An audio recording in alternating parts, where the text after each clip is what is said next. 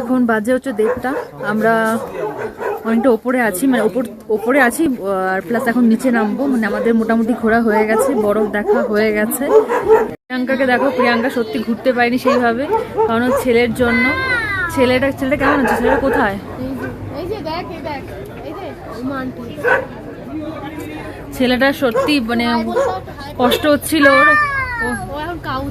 তো এখন একটু অ্যাক্টিভ হয়েছে। মাঝখানে আমরা খুব ভয় পেয়ে গেছিলাম, তো এখন অনেকটা ভালো আছে।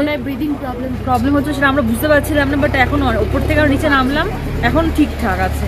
মাঝখানে খুব হ্যাঁ মানে খুব কষ্ট হচ্ছিল ওর। তো প্রিয়াঙ্কা তার জন্য সত্যি বাচ্চা কষ্ট হলে মায়েরও যা হয়, ও সেরকম কোনো কিছু ফটো সেরকম তুলতে পারিনি, কি আর করা যাবে, কিচ্ছু করতে পারিনি। তো মন খারাপ খুবই, তো কি আর করা যাবে, পরে আবার ঘুরতে হবে। ছেলে একটু বড় হয়ে গেলে আবার নিয়ে আসবে, কিছু করার নেই। বাচ্চাটাকে সুস্থ করতে হবে। আর তোমাদের তো দেখিয়ে দিয়েছি আমি এই ব্যাক ক্যামেরা করে বাইরের ভিউটা। এখানে মোটামুটি আমরা এখন আছি। আরে দেখো বাবারে, খাবারের জন্য খালি এদিক ওদিক ঘুরে বেড়াচ্ছে। এখানে সবাই বসে আছে দেখো গাইস।